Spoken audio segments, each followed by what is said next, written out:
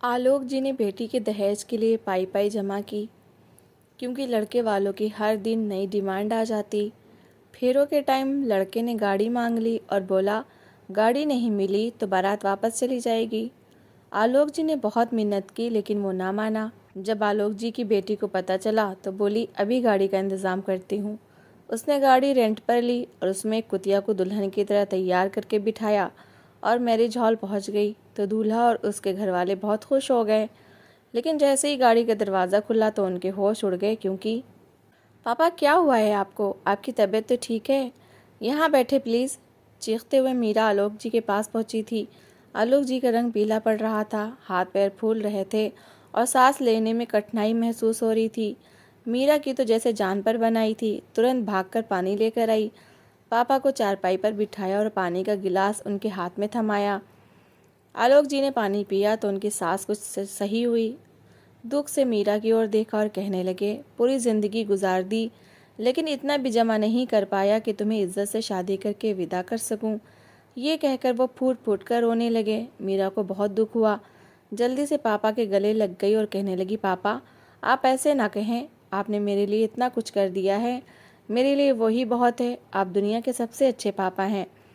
आपने मेरे लिए किसी चीज़ की कमी नहीं रहने दी है। जो आप ऐसी बातें कर रहे हैं, प्लीज़ ना अपना दिल दुखाएं ऐसी बातें करके, और ना ही मीरा बहुत भावुक और जज्बाती लड़की थी।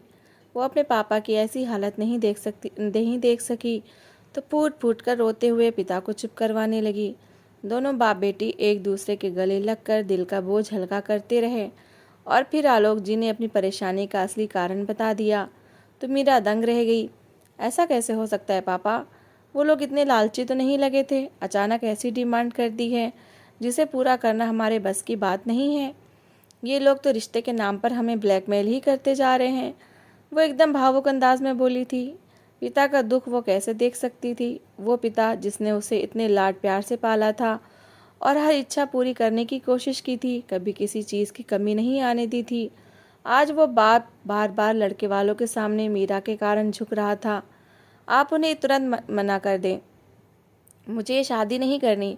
उसके मुंह से निकलने वाली बात ने आलोक जी को डरा दिया था। तुरंत उसके मुंह पर हाथ रखा और कहने लगे मीरा कैसी बच्चों जैसी बातें कर रही हो, ऐसे मत कहो। मेरा सब कुछ तुम्हारा ही तो है। ज़्यादा से ज़्यादा मुझे घर बेचना पड़ेगा, मैं बेच दूंगा, लेकिन तुम ऐसी बात ना करो।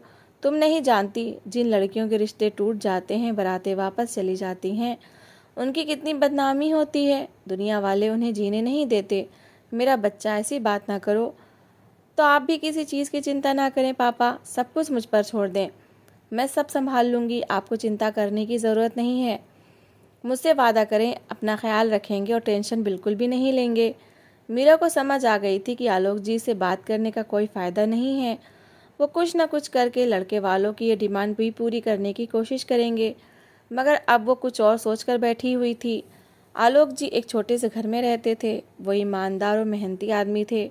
सारी ज़िंदगी छोटी सी नौकरी करके गुजार दी। पत्नी का स्वर्गवास हुए सालों हो गए थे, मगर उन्होंने दूसरी शादी नहीं की थी। उनकी सबसे बड़ी खुशी उनकी बेटी मीरा थी। मीरा नरम स्वभाव की शालीन लड़की थी। उसने हमेशा पिता का साथ दिया। जब आलोक जी ने उसकी शादी तय की तो वो बहुत खुश थे। आलोक जी अक्सर बीमार रहने लगे थे। वो चाहते थे कि अपने जीवन में मीरा को उसके घर का कर दें। वो चाहते थे कि बेटी की शादी इज्जत के साथ हो, इसलिए उन्होंने पाई पाई जोड़कर बेटी का दहेज बनाना शुरू कर दिया। शुरू में लड़के वालों ने कहा कुछ खास नहीं चाहिए, जो आपकी इच्छा हो दे दीजिएगा। आलोक जी खुश हो गए, मगर जैसे जैसे दिन गुजरे उनकी डिमांड बढ़ती गई। कभी कहते फ्रिज होना चाहिए, कभी कहते वॉशिंग मशीन चाहिए, कभी कहते एलईडी में भी होनी चाहिए, कभी कहते कि लड़के के लिए सोने की अंगूठी तो होनी ही चाहिए और एक महंगी घड़ी भी कर दें।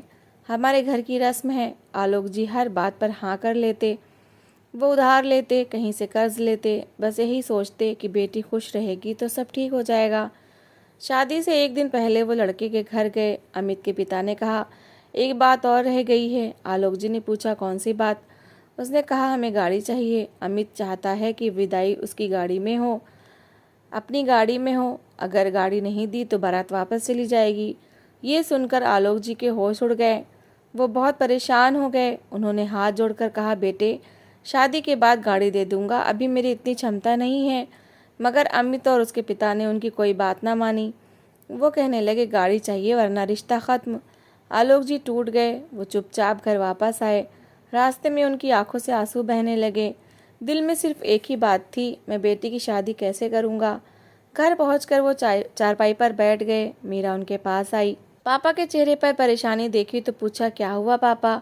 आलोक जी ने कहा, कुछ नहीं। मगर जब बेटी ने बार बार पूछा तो वो रो पड़े और सब सच बता दिया। मीरा ने खामोशी से सुना, फिर बोली, पापा आप चिंता न करें, गाड़ी की व्यवस्था मैं कर लूँगी। आलोक जी हैरान हुए, बोले, बेटी तुम कैसे करोगी। मीरा ने मुस्कुराकर कहा, बस मुझ पर भरोसा रखें, आप शादी की तैयारी करें। आलोक जी ने दिल पर हाथ रखकर सोचा कि शायद भगवान कोई रास्ता निकाल देगा। रात हो गई, सब सो गए, मगर मीरा जागती रही। वो किसी बात पर सोच रही थी। उसने दिल में फैसला कर लिया कि वो इन लालची लोगों को सबक सिखाएगी।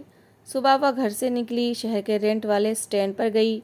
वहाँ खड़ी एक सफ़ेद गाड़ी देखी। ड्राइवर से कहा, ये गाड़ी मुझे एक दिन के लिए रेंट पर चाहिए। ड्राइवर ने पूछा, शादी के लिए। मीरा ने कहा, हाँ। उसने पैसे दिए और गाड़ी अपने घर ले आई। घर आकर उसने एक हैरान कर देने वाला काम किया। ऐसा काम कि कोई इंसान उसे ये सब करते हुए देख लेता तो ज़रूर उसे पागल समझता। उस समय वो अपने होश में ही नहीं लग रही थी। एक जुनून उसके सर पर सवार था और वो ये सब करती जा रही थी। अगली सुबह मोहल्ले वाले कहने लगे, आलोक जी की बेटी तो बहुत भाग्यशाली है, बारात आने वाली है, अच्छे घर में रिश्ता हो गया और समय पर अपने घर की होने जा रही है। माँ बाप के ऊपर यही तो सबसे बड़ा बोझ होता है। आज वो बोझ आलोक जी के कंधों से उतरने वाला है। सभी आलोक जी को बधाई दे रहे थे। सब तैयारियां हो चुकी थीं, मगर किसी को मालूम नहीं था कि आज इस शादी में कुछ बहुत अलग होने वाला है। आलोक जी अब भी परेशान थे। उनके दिल में ये डर था कि कहीं कुछ गलत ना हो जाए। मगर मीरा निश्चिंत लग रही थी। उसने पापा का हाथ पकड़े और कहा, पापा बस प्रार्थना करें, सब कुशल मंगल हो। शादी वाला दिन आ गया था। आलोक जी घर खुशी और घबराहट दोनों का माहौल था। रिश्तेदार आए हुए थे, सब तैयार हो रहे थे। गली में लोग बातें कर रहे थे कि आज आलोक जी की बेटी की शादी है। मीरा ने भी लाल जोड़ा पहना हुआ था। वो बहुत सुंदर लग रही थी, मगर उसके चेहरे पर एक अलग सा सुकून था, जैसे उसे सब मालूम हो कि आज क्या होने वाला है। दोपहर के समय लड़के वाले बारात लेकर निकले। ढोल बाजे बज रहे थे। अमित के दोस्त डांस कर रहे थे। उनके चेहरों पर घमंड साफ नजर आ रहा था। वो कहते जा रहे थे कि आज तो दूल्हा कार में वापस आएगा। कोई कह रहा था, यार तुम्हारे ससुराल वाले तो इतने गरीब है, गाड़ी कैसे देंगे। जबकि अमित बस मुस्कुरा रहा था, किसी की बात का कोई जवाब नहीं दे रहा था। इधर मीरा ने अपनी कार तैयार कर ली थी और वो सब भी कर लिया था जो आज सबको हैरान कर देने वाला था, चौंका देने वाला था। आज एक बेटी अपने पिता की ढाल बनकर लड़के वालों के सामने खड़ी होने वाली थी, जो लड़की वालों को अपना गुलाम ही समझ लेते हैं और जो चाहते हैं अपनी डिमांड्स पूरी करवाते रहें। वो दुनिया को बता देना चाहती थी कि बेटियां बोझ नहीं, जिम्मेदारी होती हैं, लक्ष्मी का रूप होती हैं। बारात हाल पहुंची तो हाल रोशनी से जगमगा रहा था। अमित अपने दोस्तों के साथ हंसता हुआ कार से उतरा, मगर उसकी नज़र बार बार बाहर गेट की ओर जा रही थी। उसे अपनी गाड़ी का इंतज़ार था। कुछ मिनट बाद एक सफ़ेद कार हॉल के गेट पर आकर रुकी। गाड़ी पर फूल लगे हुए थे। सब ने शोर मचाया, गाड़ी आ गई, गाड़ी आ गई। अमित के पिता के चेहरे पर घमंड भरी मुस्कुराहट आ गई। वो बोले, देखो मेरे बेटे की गाड़ी कैसी शानदार आई है। सबके चेहरे खुशी से चमक रहे थे। मीरा के रिश्तेदारों में भी खुसर पुसर होने लगी। आलोक जी हैरान खड़े थे। उन्हें समझ नहीं आ रही थी कि ये सब किसने किया। उन्होंने सोचा शायद मीरा ने किसी से मदद मांगी होगी। जब सब लोग गेट के पास जमा हुए तो मीरा की कजिन ने आगे बढ़कर अमित के हाथ में कार की चाबी पकड़ाई। कहने लगी, दुल्हन भी कार के अंदर बैठी हुई है। दुल्हन ने कहा है कि इस कार में दूल्हे के साथ बैठकर वो एक चक्कर लगाकर दोबारा मैरिज हॉल तक वापस आना चाहती है ताकि अच्छी सी मूवी बन जाए। अमित ने अकड़कर कहा, मुझे यही कार तो चाहिए थी। अब तो विदाई शान से होगी। कजिन ने बगैर कुछ कहे अमित से चाबी लेकर गाड़ी का दरवाज़ा खोल दिया। दरवाज़ा खुलते ही एकदम सबके चेहरे का रंग उड़ गया। अंदर जो बैठा था वो इंसान नहीं बल्कि एक कुतिया थी। वो दुल्हन की तरह तैयार थी। उसके गले में गुलाब के हार थे, उसके माथे पर टीका लगा था। जैसे ही गाड़ी का दरवाज़ा खुला वो हल्की सी आवाज़ में भौंकने लगी। उसकी आवाज़ के साथ ही वहाँ मौजूद हर इंसान के चेहरे पर हैरत फैल गई। उस रात आलोक जी को तसल्ली देने के बाद मीरा ने रेंट की कार का पता किया और वापस आने के बाद उसने एक कुतिया को नहलाया, उसको दुल्हन की तरह तैयार किया। गले में फूलों के हार डाले, माथे पर छोटा सा झूमर लगाया, सर पर लाल पल्लू रखा, उसे बिल्कुल दुल्हन की तरह तैयार किया और फिर मुस्कुरा दी थी। कुतिया के सर से कपड़ा उतार कर रखा और चैन से सो गई।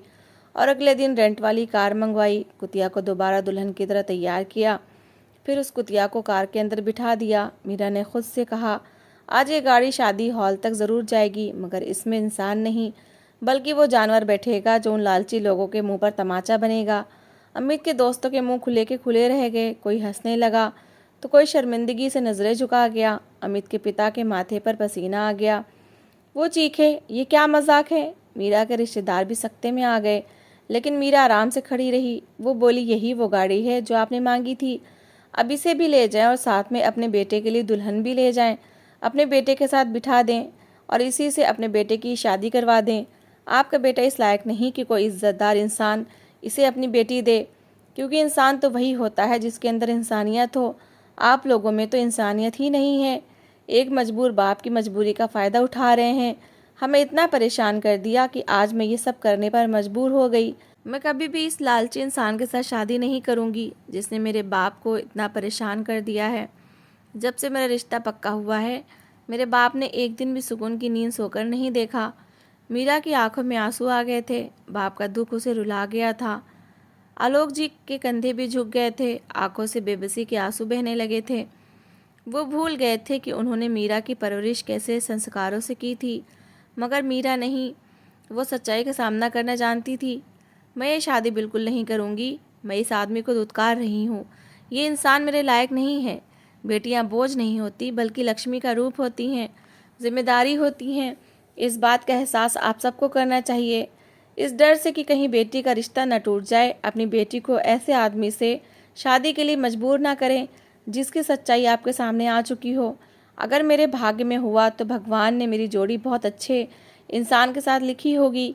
ये कोई अनहोनी बात नहीं है कि बारात वापस चली जाए।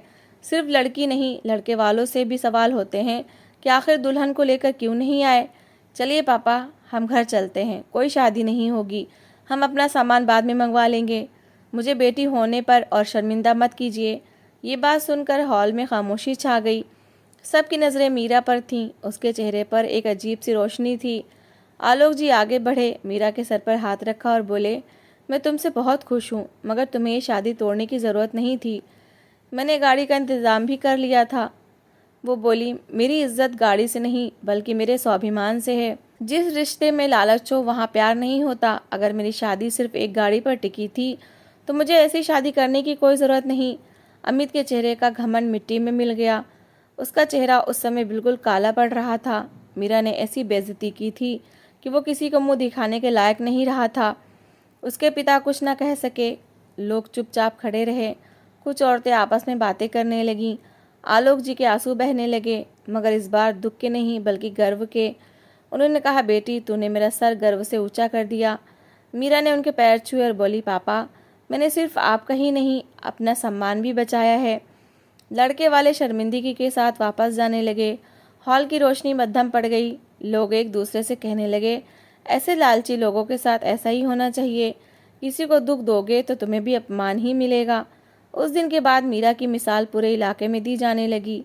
बात सोशल मीडिया पर आ गई। अमित की जग हंसाई पूरी दुनिया में होने लगी। वो किसी को मुंह दिखाने के लायक न रहा।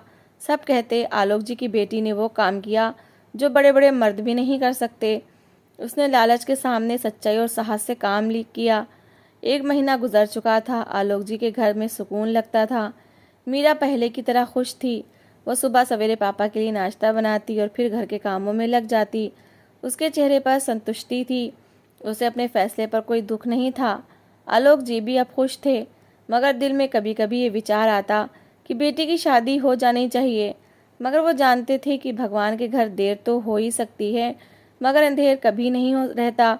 उस दिन दोपहर का समय था। मीरा किचन में थी और चाय बना रही थी कि अचानक दरवाजे पर कोई आया। आलोक जी ने चौंक कर दरवाजे की ओर देखा।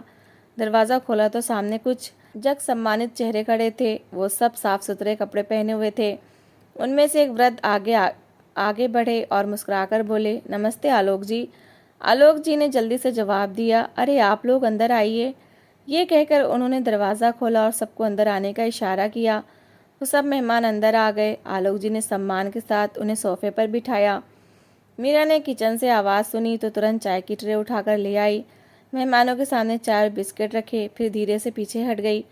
आलोक जी ने पूछा, तो बताइए आप सब अचानक कैसे आ गए? मेहमानों में से एक सज्जन बोले, आप हमें शायद पहचान गए हैं। मैं वही हूँ जो उस शादी हॉल में था जहाँ आपकी बेटी का विवाह होने वाला था। मैं उस दिन अपने भतीजे के साथ आया था। आलोक जी को याद आ गया। उन्होंने सर हिलाया। हाँ हाँ, मुझे याद है। फिर वो सज्जन मुस्कुराकर बोले, जी मैं उसी दिन से सोच रहा था कि आपके घर आऊँ, लेकिन सही समय का इंतज़ार कर रहा था। आज वो समय आ गया है। आलोक जी हैरान होकर बोले, सब ठीक तो है ना? वो सज्जन बोले, सब कुशल है, बल्कि शुभ समाचार है। मैं अपने बेटे का रिश्ता आपकी बेटी के साथ करना चाहता हूँ। ये सुनकर आलोक जी के चेहरे पर हैरत और खुशी का एक साथ फैल गई। वो कुछ पल खामोश रहे, फिर धीरे से बोले, आप शायद मजाक कर रहे हैं। इस बार उस सज्जन ने गंभीरता से कहा, नहीं आलोक जी, मैं बिल्कुल सच कह रहा हूँ। मेरा बेटा अमेरिका से इंजीनियरिंग की पढ़ाई पूरी करके आया है। हमने कई रिश्ते देखे, लेकिन किसी में वो खूबी नहीं देखी जो आपकी बेटी में है। उस दिन जब हमने उसका साहस और हिम्मत देखी तो दिल से इच्छा हुई कि काश हमारी बहू ऐसे ही हो। हमें अपने बेटे के लिए एक समझदार, स्वाभिमानी और सुशील लड़की चाहिए। आपकी बेटी इन सब खूबियों से मालामाल है। ये शब्द सुनकर आलोक जी की आंखों में आंसू आ गए। उनके होठ कांपने लगे। वो बोले, साहब मैं गरीब आदमी हूँ, मेरे पास कुछ नहीं है। दहेज तो बिल्कुल नहीं दे पाऊँगा। वो सज्जन मुस्कुरा दिए, कहने लगे, हमें दहेज की नहीं, इज्जत की ज़रूरत है। हमें आपकी बेटी चाहिए। हमने इसलिए आज यहाँ आने का निर्णय किया है ताकि सबके सामने ये बात कही जा सके कि असली रिश्ता दौलत से नहीं बल्कि चरित्र से जुड़ता है। ये सुनते ही मीरा के पैर जैसे जम गए। वो किचन से बाहर आकर दरवाजे के पास खड़ी हो गई। उसके कानों में शब्द गूंजने लगे जो कुछ दिन पहले लड़के वाले कह रहे थे। आज दृश्य पलट चुका था। उसकी आंखों से आंसू बह निकले, मगर ये आंसू दुख के नहीं बल्कि खुशी के थे। आलोक जी ने रुमाल से आंखें पोंछी, फिर बोले, साहब आप जैसे लोग ही इस समाज की असली उम्मीद हैं। वो वृद्ध आदमी बोले, मीरा बेटी कहाँ है? उसे बुलाइए, हम चाहते हैं कि उससे भी बात कर लें। आलोक जी ने आवाज़ दी, मीरा बेटी ज़रा बाहर आओ। मीरा किचन से बाहर आ गई। उसने नमस्ते किया। सबने प्यार से जवाब दिया। वही वृद्ध आदमी बोले, बेटी हम तुम्हें एक बात बताने आए हैं। तुमने उस दिन जो किया वो किसी आम लड़की के बस की बात नहीं थी। तुमने अपने आत्मसम्मान की रक्षा की। तुमने अपने पिता का सर गर्व से ऊंचा किया, जिससे पूरे समाज को नया संदेश गया। मीरा ने नज़रें झुकाकर कहा, मैंने वही किया जो सही था। मैं अपने पिता को किसी के सामने झुकने नहीं दे सकती। वो मुस्कुराकर बोले, बेटी हमें तुम पर गर्व है। हम चाहते हैं कि तुम हमारे बेटे की ज़िंदगी का हिस्सा बनो। वो पढ़ा लिखा और तुम्हारी जैसी सोच रखने वाला है। तुम्हें और तुम्हारे पिताजी को अगर स्वीकार हो तो हम ये रिश्ता पक्का करना चाहते हैं। आलोक जी ने तुरंत आगे बढ़कर उनसे हाथ मिलाया। उनके होठों पर मुस्कुराहट आ गई। बोले, मैं क्या कहूँ, आप जैसे अच्छे लोग आज भी अभी मौजूद हैं। मेरी प्रार्थना है कि ये रिश्ता हमेशा खुशियों से भरा रहे। उसके बाद सबने चाय पी। बातों में समय गुजर गया।